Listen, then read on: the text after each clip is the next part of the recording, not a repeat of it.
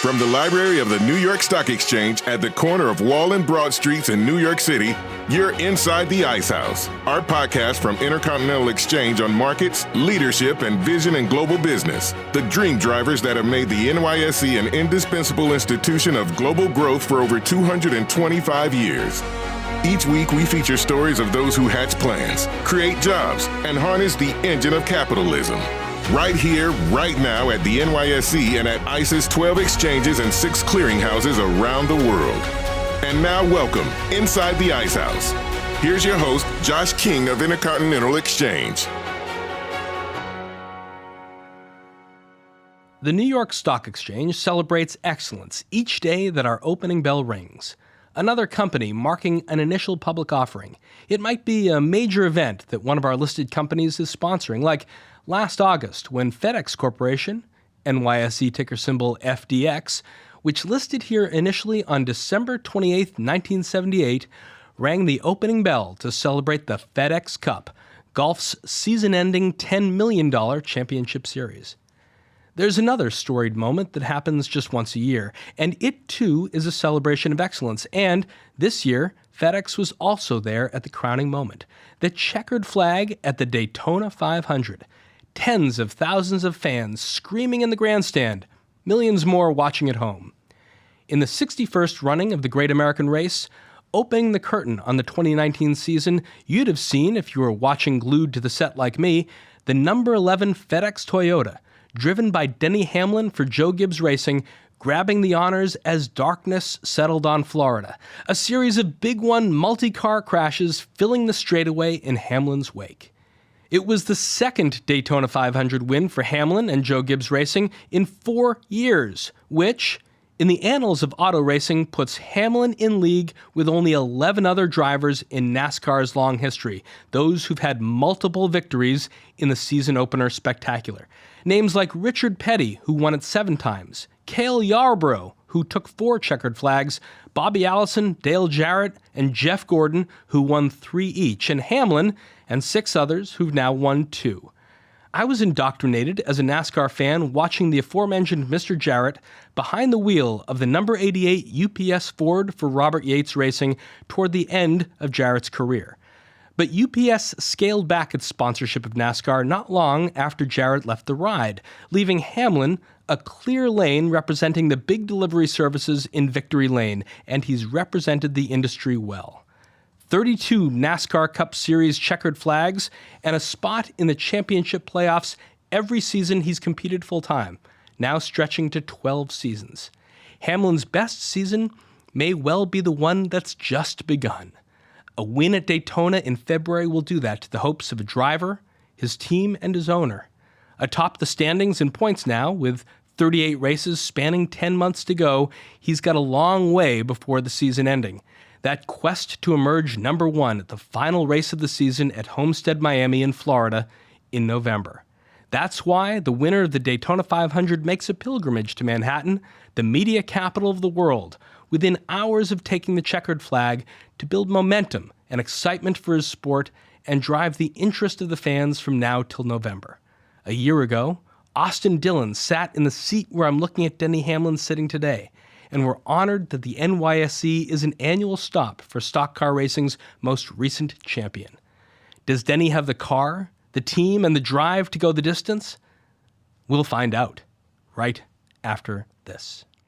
Arlo's a next-generation smart home company that provides a super simple do-it-yourself home security solution with up to 48% market share and class-leading internet technology. We're looking at new products and even grow internationally. The NYSE obviously has a tremendous history. The way that they actually bring the stock to market, there was a human element that stabilizes the market, and you can see that in the stock opening today. Having a strong partnership to actually bring Arlo as a public company was really important to us. You only get to do this once. James Dennis Allen Denny Hamlin was born in Tampa but lived in Chesterfield, Virginia for most of his childhood. The youngest of 5 kids, he started racing go-karts at age 7. He plied the ranks of racing through the junior divisions, eventually earning a full-time ride with Joe Gibbs Racing in 2004, with his debut in the number 11 FedEx car, then a Chevrolet, at the Kansas Speedway in 2006. Since then, as I've said before the break, 32 wins on the top NASCAR circuit, now called the Monster Energy NASCAR Cup Series. For Hamlin, like all of the greats, the highs come with lows, crashes, near misses, faulty fuel strategy, and, in 2010, falling short as the series runner-up to Jimmy Johnson, just 39 points separating him from the championship in a heroic campaign as he beat back a knee injury that would require surgery. Denny took a checkered flag in every one of his top series seasons except his last one, 2018, and he came to Daytona determined to break that string of disappointments. He did it in dramatic fashion, holding off his teammates Kyle Busch and Eric Jones, who were also driving Toyotas for Coach Gibbs. That race, and the season dedicated to J.D. Gibbs, the coach's son who discovered Denny all those years ago, who passed away a few months back. Denny Hamlin, welcome inside the Ice House. Congratulations on the win at Daytona. Thank you. I appreciate it. It was very emotional, like you just mentioned there, with the Gibbs family, and proud to get them another Daytona 500. JD was quite the businessman. He'd have liked another visit to the New York Stock Exchange. Absolutely. I mean, he was just such a great family man with incredible faith. And I know Joe was very emotional after the race when you see the interview of him. You know, he's got his grandkids there, you know, JD's kids, his wife, Melissa. You know, just a tough month overall after losing him. But to win the first race, not only that, but the biggest race in NASCAR was a great feeling. Let's hear the call from the end of the race. Here's the big one at Daytona. No, and everybody. Good grief. Are you kidding me? This is big. Wow. But it...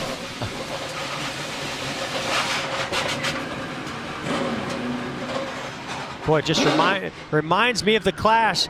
Same type of carnage that we saw where these cars were going everywhere. A lot of damage as they all got to turn 3. Well, that ruined everything.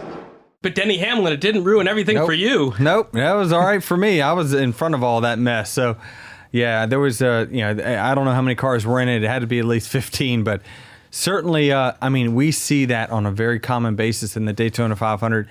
And anytime you have a pack of cars running that tightly together, it just takes one person at the front of that pack to make a mistake. And you see it in like the Tour de France, right? You see one biker go down, the whole field goes down, and that's kind of what happened there. It's on a part of the straightaway, but you've got to be seeing this in your rear view mirror. How do you strategically try and stay ahead of that from swallowing you up? It's tough because everyone wants to be in the front because they know that's the safest place to be, but not everyone can do it. There's only a few guys that can consistently stay ahead of the wrecks. But, for me, I think that it's just, sometimes it's luck. Sometimes it's really being strategic about where you want to put your car. And really over the last few years, we've been very fortunate and strategic to stay out of those wrecks when they start to happen. What's in your spotter's headphone at that point? What are you hearing from up on top of the stands? Yeah, he's saying massive wreck behind you, big wreck behind you. He's telling me to roll out of the gas. The caution's going to come out, and usually at that point they're saying, okay, we're going to stop you in turn 2 to get it cleaned up before you come back around because they don't like you running, through the accident scene. With that many cars damaged and tore all up and everything, it was a lengthy caution. We mentioned it a little bit in the introduction, and you mentioned it too, but it had to have been a point of pride to have JD's name on your car this year. He was the guy who convinced your dad to give you a ride when he spotted you racing crazy fast in Richmond. Yeah, that was something that was really special to me, is that JD was the one that found me. He was the one that went to the local short track and saw me running some laps around there and called his dad, called Joe and said, hey, I think we should sign this guy. He's really, really good. And I at that point I was just 23 or 24 years old. And I was looking to break into NASCAR. It's what I'd worked my entire career to do. Like you mentioned, started racing go-karts when I was 6 or 7 years old. So it was important for me, an important moment and turning moment in my racing career to meet JD and him bring me on his team. There's this strict protocol at Victory Lane. I saw the video of you doing it. You immediately put on your FedEx hat, but then there's about 8 other hats to go. There's the Gatorade shower that you're going to get. You have to do all these things in Victory Lane, but you did something out of protocol order. You mentioned Melissa Gibbs earlier. You bring her right up there with you. She had to have a place by your side. Yeah, absolutely. And I mean, she was so emotional. I knew it was tough for me to kind of keep things straight because I knew I had a lot of things to say. But it was important for me to acknowledge her and her kids that had to go through this tough battle with JD over the last 2 years. I mentioned the Yates family earlier that had Dale Jarrett behind the wheel. Austin Dillon, who sat where you're sitting last year, is the grandson of Richard Childress. For many of our listeners, Joe Gibbs is the NFL Hall of Fame coach with 3 Super Bowl appearances. Let's hear a little bit about Coach Gibbs' philosophy. Winning championships is Joe Gibbs' specialty. He's done it at the top level in 2 wildly different sports. The 3-time Super Bowl winning coach founded Joe Gibbs Racing in 1992, growing it to the multi-car powerhouse that consistently competes for championships at NASCAR's highest levels. Well, Joe Gibbs, you're pretty used to the big occasion, the coach of the winning team just a few weeks back at Super Bowl. How are you feeling today with Auto Racing Super Bowl? About the same way. I'm kind of nervous right now. My job here is not as crucial as it is at a Super Bowl, but I know my place here. He understates his role, doesn't he? He does, and he's a hard worker. And, that's interesting. You hear that, and he still has such a hands-on role today. I mean, I guarantee you, Joe Gibbs was at the shop working at 7:30 in the morning. His car was in the parking lot, and he was in his office working, calling sponsors, updating them on things that they want to know. He constantly comes into our drivers' meeting and writes down, hey, what are the drivers fighting, and how can I make that better? He's just so good with people, and that's something that you notice that someone is successful in multiple sports or multiple businesses is that they know how to get the best out of their people, and that's what Joe does. I've watched team owners over the years at many tracks in the garage, and they've got so many responsibilities. They've got to talk to the sponsors. They've got to talk to the media. How is Coach interacting with you in the hauler in those 48 hours before a race? Well, we have quite a bit of conversation. Joe's actually the one that, even though he's a little bit older than I am, he's the one calling at about midnight every night, wondering, hey, how's the car? Do we Why have aren't you in bed yet? Yeah, I mean, I usually go straight to voicemail because I'm on Do Not Disturb after 11 o'clock, but he likes to call late. He's just been used to it. He says his whole life he's been used to staying up looking at football film and things like that. He's always been a night owl. He's very hands-on. And what I love about him, too, is that, when we go to Victory Lane, you got to think about it. He owns 4 cars. He doesn't come to Victory Lane first after the end of the race. He goes and visits each one of those guys that didn't win and says, how can I help you? I know your day didn't go well, but how can we get better? And then he goes and celebrates with the winning team. What were the adjustments that you needed to make in the off season to start the season the way that you did? Well, we really revamped our race team from top to bottom, starting with our crew chief, our pit crew, the people that actually work on the car in the shop and on the road. So we really changed a lot of things, but sometimes you got to look in the mirror as well and say, how can I get better?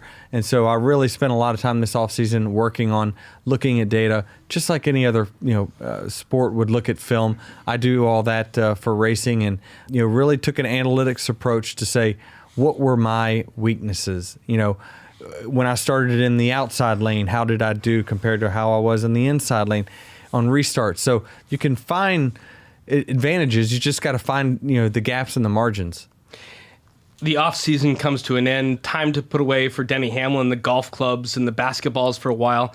What changes to the car and the rules for this year affect all of the drivers, and how do they help or hurt a driver like you? Well, I think it helps me simply because, my restrictor plate success over the last, 5 to 6 years.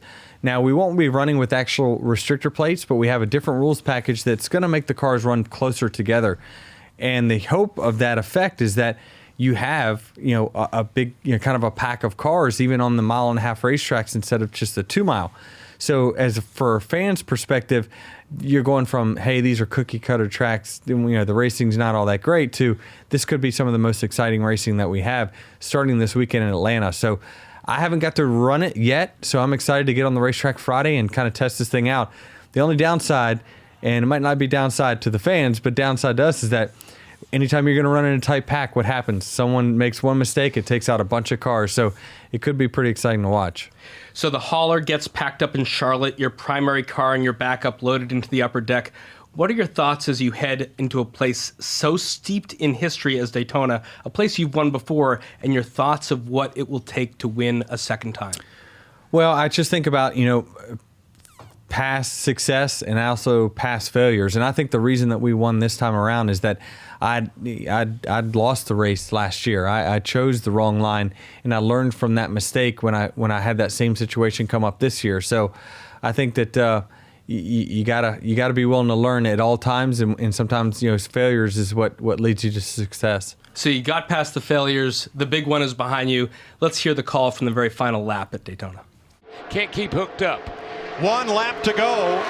2 Connecticut Yankees chasing Hamlin and Busch. Wow, what a move by Logano. He got under Kyle Busch. And Preece is coming to help. All right, and that's what he's going to need. He's got to back up to Preece. He's not going to be able to do it on his own. He's got to get that push from Preece. He's going to have to get on the brakes here, but he's got Kyle Busch in the outside lane. Logano and Preece grew up together at the quarter midget tracks in Connecticut. And Logano looks low. Top lane Kyle gets Busch got to spilled. the It's outside of Kyle. Logano. Kyle Busch in the top lane. Logano on the bottom. McDowell, the second yellow car. Where will he go? So interesting that McDowell decided to go with Kyle Busch, but here comes Eric Jones on the inside.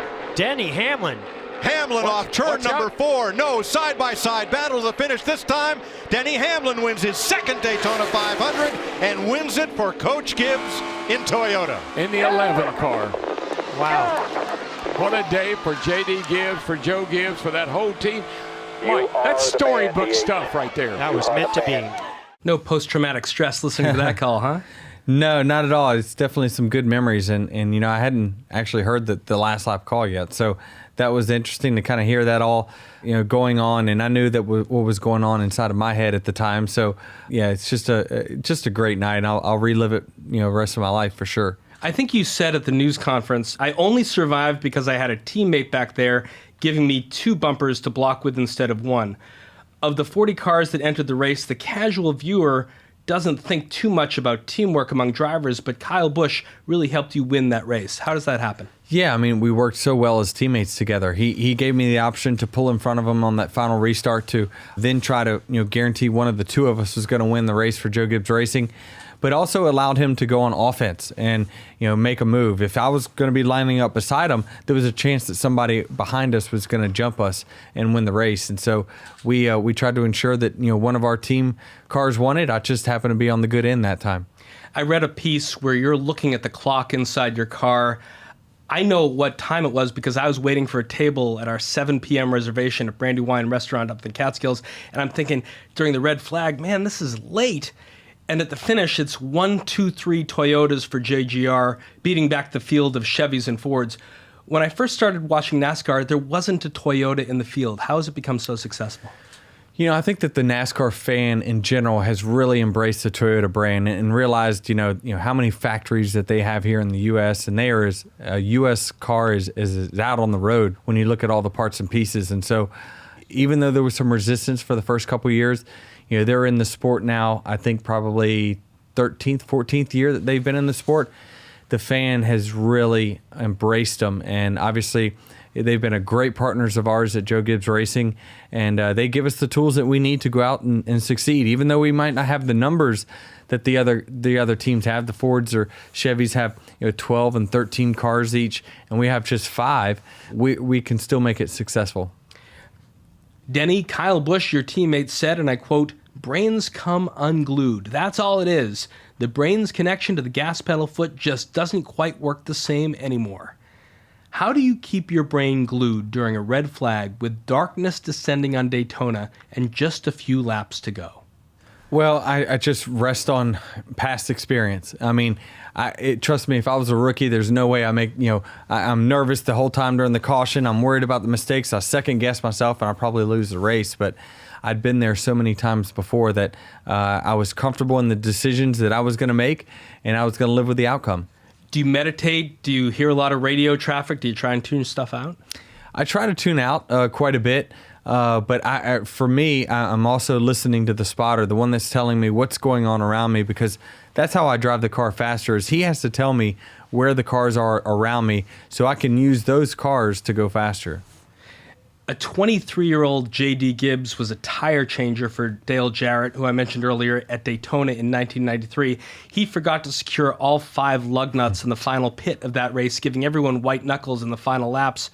But still, Jarrett held off Dale Earnhardt Sr. for his breakthrough win. You have a new crew chief this year in Chris Gabehart. How do you and Chris mold your current team to make sure all of your lug nuts are fastened on all of those pits? Yeah, it's super important now. Now more than ever, we're going faster than what we ever have in history. But certainly I have so much faith in the pit crew. Those guys are trained professionals. And back in the day when JD I remember on the last pit stop, he said, didn't get all the lug nuts tight for Dale Jarrett. He remembered and he said, "Hey, are you going to tell the crew chief?" And then he says, "No, I'm not going to tell him." And he said, "Well, is the tire going to stay on?" He said, "Well, we're about to find out." So that'd be a big no-no because, we're going too fast, too much stuff can happen. But certainly now these guys are trained athletes that are coming from other sports that either, maybe don't make it in football or baseball. Just so many giant athletes that pit these cars in 12, 13 seconds. It's pretty amazing. So I got full faith in them. They're going to do their job, and they feel the same about me.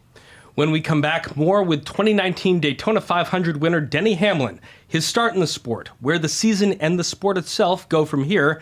That's right after this. Cushman & Wakefield is one of the premier brands in the commercial real estate services space. We have 48,000 professionals around the world in 400 offices in 70 countries. This company, 101 years old, if you can imagine, it's never been public. There's a reason they call the NYSE the big board. It's a great home for companies like us, big companies with big ideas. Cushman & Wakefield, now listed on the NYSE. Back now with Denny Hamlin, the 2019 Daytona 500 champion and driver of the number 11 FedEx Toyota from Joe Gibbs Racing. Denny, you grew up in Chesterfield, Virginia, a little south of Richmond, a little north of Petersburg. How did racing get into your blood? Parents, siblings? My parents, my dad really, he raced a little bit of dirt track stuff, but it was kind of before I was born, and my mom said he wasn't very good anyway. But it was a hobby guy. It was a hobby. It was for just him? a hobby for him. But it started in 1985. I went to a NASCAR race in Richmond. I was 5 years old, and the first time I saw the cars revving around the racetrack, and I smelled the tires and the fuel, and it was like, I want to be a race car driver. This is amazing. And from that point forward, I wanted to go get a go-kart.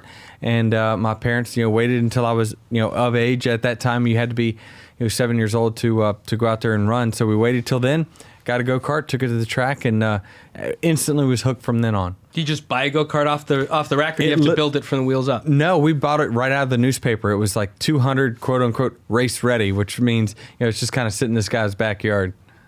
There's been plenty written about your other hobbies, managing your own golf tour and basketball league. Let's hear a little sound from the Hoop Group. There was always some kind of social media or on Twitter, people would see me playing basketball, so they'd say, "Hey, I want to come play." And the group just got bigger and bigger, and next thing you know, we're up to 30 guys that want to play on a weekly basis. Austin Dillon is the point guard of the league. He's probably the only true point guard. He led the league in assists this past season. I played in high school a little bit growing up, and had a good AAU coach that played at Wake Forest, taught me a lot. You gotta have a coach, you gotta have a head coach. That's why kids play so good. That's Austin Dillon, the point guard, Michael Waltrip, the coach. Does the organizational and competitive challenge help you keep your mental edge behind the wheel, or is it distraction from your job one? It never has before. And actually, I think the relationships that I build, through maybe the golf league or the basketball league, helps me in situations where, hey, you need that friend on the racetrack at the end of these races. They're more likely to give you a push than someone that they don't hang out with. So I think those relationships that I built have been paid dividends in the past. I watched some of the video of it. You said something that you started it on an outside court wherever you lived, first of all, and now you've got a pretty swankier indoor gym. They must like coming over. It's a good setting for a game. It's convenient. I got a nice springy floor because I've had 2 bad knees. Of course, getting up there in age, so I don't have quite the jump that I used to have, but certainly is a lot of fun. And now, listen to that, we're up to 42 guys. So it continues to grow, and we have a draft every year. 42 guys is 8 teams? Or 7 teams. So, we just keep building it up. You, like every other driver, Denny, have a rhythm that you follow week after week, race after race. You're breaking that rhythm now with a side trip to the Big Apple. But From minute one, when the race wraps up to when the next green flag falls, how does it usually play out that week? Yeah, I mean, my weeks are pretty scheduled. I kind of know what I have ahead of me each week. After the race, you get to the airplane, you head home. Monday, we'll have a meeting at Joe Gibbs Racing talking about the past weekend, what we can do better. We'll talk about, what do we do good? What do we do better? It's really a roundtable discussion with all the crew chiefs. Joe's in there because he wants to write down notes to then go back and tell the sponsors, hey, here's why we were good. Here's why we were bad. And so, that will happen on Monday. I'll go, to Pilates. I'll do some training throughout the week. And really, I'll get, Tuesday, Wednesday off to kind of do whatever I want to do. So I'll get back in the gym that morning as well. But I'll just kind of mess around those 2 days, hang out with the kids and stuff like that. Got one that's 1 year old and one that's 6, and so she's just now starting kindergarten. So really enjoy my time with them, and if it's during the summer, I'll go golfing or something during the day. But really, for the most part, the work will then start on Wednesday evening, where I'll get an email of a bunch of different information that they'll send me for the weekend upcoming that I've got to study. As the Daytona 500 winner, you've got a special obligation to serve as an ambassador for the sport, as you're doing here at the NYSC and as you'll really do throughout the year. It's probably a good problem to have, but is it a problem for your team? It's a real duty to hold this mantle. Yeah, it's not. I love it. I mean, I really do, representing especially NASCAR on this type of stage and feel like, I can relate to a lot of different people that are out there in diverse groups that watch NASCAR. And so I enjoy it. I really do. Even though it might be, a little bit of time away from home, I said that, that one day, that one tough full day is worth it because the rest of your life changes. How do you go about bringing new fans into the sport, people who might have just tuned into your race just as a kid a couple days ago? Coming here is one thing, signing autographs is another. Social media, a big connection for drivers? It really is, and really has kind of changed the game of how people actually watch the race as well. There's so many live streams, and people are getting live updates and things like that. And really in all sports nowadays, it seems like people are watching differently than just sitting down and watching TV. So it's great to kind of, be a part of this sport. It's something that I strive for ever since I was a kid. And to be able to accomplish the things we have at the highest level of my profession is really a great feeling. We've talked about your owner. We've talked about your crew. We've talked about your own approach to gearing up for a season. We talked about the fans. The name you have on your hood and quarter panel, FedEx, a lot of continuity for them with you. How does your sponsor, number one, help you win? And number two, as a businessman, how do you help FedEx win the race for shipping? Yeah, I tell you, it's been a great partnership we've had with them, and I love that they see how much value is within the sport. They've been a full-time sponsor now for 14 years, which is something very, very rare in our sport, that someone that is all in like they are in NASCAR and in all sports really. But NASCAR, they really do believe in the business-to-business agreements that they have. Really works out well. Not only that, they can entertain so many employees and customers. And when they started their racing program 14 years ago, Fred Smith told me, we did this for our employees. They asked us. They wanted to be part of NASCAR, and so we did this for them. In my early years as a fan, which started ironically with Dale Earnhardt Sr. died at Daytona in the race that you've won twice. He was driving the number 3 Goodwrench Chevrolet. As I looked at the starting field at the most recent Daytona, not as many well-known corporate names on the hoods. We've heard stories about how the $30 million price tag to run a car over 38 races has scared off sponsors. FedEx seems to be among a smaller group of household names. What are today's economics compared to the day when the Intimidator was behind the wheel of number 3? It's different. The landscape has certainly changed. There's no doubt about it. It costs, speed costs money, and teams really have started to realize that, and so it got to the point where engineering has just taken off. I mean, you can't unlearn anything, right? So we know that running the cars, right on the ground is faster than not. So these teams started to hire more and more engineers, and that costs money. And you wanted to hire the best pit crew members because, God forbid, you have the fastest car and lose it on the final pit stop. So, I think that NASCAR and the teams have gotten together and had great meetings over the last couple of years on how can we reel that back slightly. Not necessarily a salary cap, but how can we help each other? And some of those things have already been implemented in the sense of, there's been no off-season testing, that the teams are allowed to do like they used to, 5-10 years ago. The teams just got together and said, look, we're killing ourselves. We're out here testing, trying to beat each other. Let's call a truce and say no testing for anyone. And so little things like that. So it's really, okay that you show up to Atlanta cold, not having run this package? And the teams are okay with that because the computers are now driving what's in the car instead of, the people. So I think that they're doing a good job of trying to manage that cost and get that number down, at least half of that. Because, when Dale Earnhardt was in this sport, the number probably was in the $5 to $6 million range. And so, it's really jumped up, and that's been a challenge. On Kyle Larson's 42 car, for example, the company I used to work for, First Data, sponsored about a half dozen races along with Target, Credit One, DC Solar, and McDonald's. Is splitting the sponsorship an effective way forward? And you have the luxury of only having to name really one primary sponsor, but Kyle has to keep whichever. He doesn't know what's on his car that week. Yeah, I mean, it's difficult, but it's also probably the future business model, because these teams are able to go out and attract sponsors that are very big in that local market. So obviously FedEx is big pretty much everywhere, which makes it pretty easy.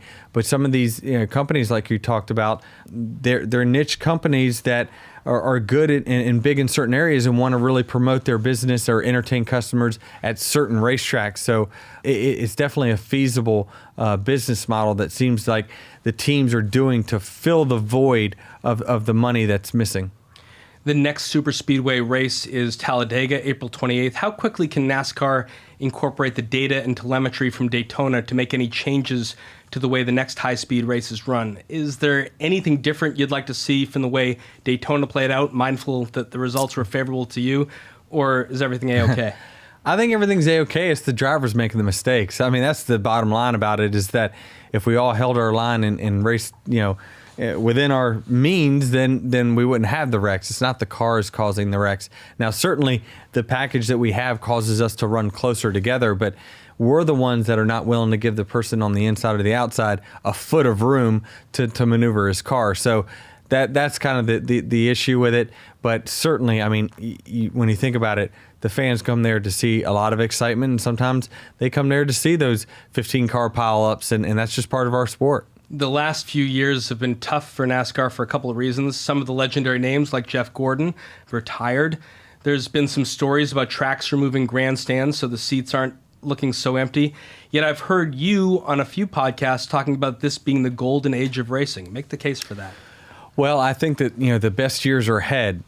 Simply because it got to the point where, like I talked about, the teams were spending so much money, but the sponsorship dollars were going down because teams have figured different ways to market. And obviously with the whole age of social media, Twitter and Instagram and everything, the sponsorship dollars get spread around to a lot of different places. It's not just, we want to sponsor the race car for X amount of dollars and that's it. So it's getting spread amongst too many people now, and so they have to figure out a way to run these race teams efficiently with less sponsor dollars. And some of that money, most of that money comes from the TV contracts. And so I think everything's on the table going forward with NASCAR. They're looking at schedule changes, ways to make the cars more cost effective for the race teams. So I believe that there are peaks and valleys, and there has been in every sport. But certainly it hasn't been pretty over the last few years. But there's certain, you can see with the ratings of Daytona up 8%, that I think the best years could be ahead for NASCAR. And certainly I'm pretty optimistic that knowing that a sponsor like FedEx sees value in it, it's probably a good business model. You're a member of the NASCAR Drivers Council, so you got really a voice in some of the things that are going to change NASCAR going forward. I think I saw you speak or tweet about the need at some point to really rein back on the schedule that has you out at the racetrack on a Thursday for practice with qualifying on Friday. That Thursday day when the stands are pretty much empty, the motorhomes haven't really set up yet, this is a day when you could stay back in Charlotte and give your teammates another full day of rest, less fatigue across the season. Absolutely, and that's kind of what I was saying about it. Is it's really not about us, right? I mean, we'll show up on Wednesday if you want us to, but it's about these team guys that travel. we have the privilege of traveling with our families. Those guys don't get to the team members, and they, the struggle within our sport is finding good mechanics and good guys that want to stay on the road. I mean, you almost can't pay them enough money because they just are like, I'm away from my family for 10 months and I never get to see them. I mean, it's a 7-day-a-week job. So it's given them that extra night at home. And not only that, you also then save on, hundreds of hotel rooms, and that helps with the cost effectiveness as well for the race team. So I think it's a win-win with these condensed schedules, 2-day events that NASCAR has gone to over the last couple of years. Management of the sport at the drivers' meeting in Daytona, Jim France, who took over for his nephew Brian last August, recommitted his family to NASCAR, saying, and I quote, "This sport was built by families and we're just a part of it. It's so important that we remember that this is still a family business. Our family is committed to it. It's a tough sport, tough business. It's hard, but we've got a soft family side, and that's what makes NASCAR special." What would stock car racing be without the France family? Nothing. And I continue to say, why I'm so optimistic is that look what it did when they spent $400 million on Daytona International Speedway. The Daytona 500 has been sold out now for the last few years. They are reinvesting in our sport, and in lots of different ways. You see it with Phoenix Raceway, which is ISM, Richmond. They have plans now for Talladega. There's so many racetracks where they're reinvesting money back into these places because honestly, the people that go to sporting events, they're not okay with just sitting in aluminum bleachers for 4 hours anymore. It's a different landscape. They expect to be at Lexus Stadium with a cup holder sitting here and someone coming to bring them a beverage. It's just people expect more now. They're way more high maintenance than what they used to. NASCAR sees that. They sees that people want to be more social. I mean, I've been to so many baseball games within Charlotte with the Charlotte Knights. I couldn't tell you one player on the team, but I go there because it's social, because I can hang out with my friends and it's a fun place to hang out. So you're starting to see that with NASCAR. It's more of a family event. They're putting on concerts and everything before the event. So it's more than just the race. Just tell me they're not going to get rid of that flame red hot dog at Martinsville. They tried to, but they quickly brought that back. There's a lot of talk, Denny, about the G7 car currently in development, slated for its debut in 2021. What should the normal, maybe casual fan of NASCAR on television or the track think about how a new car might represent the future of racing?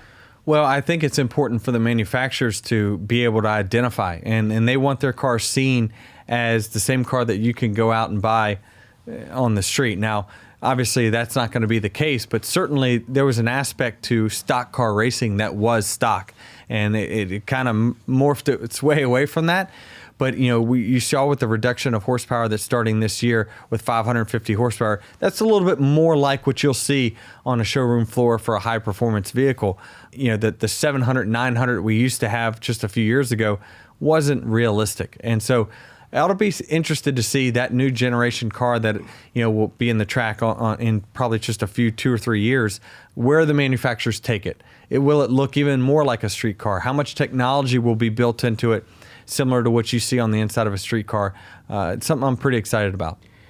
But at least for the next 2 or 3 years, Denny, you're still going to be in the Gen 6 car for this season and next.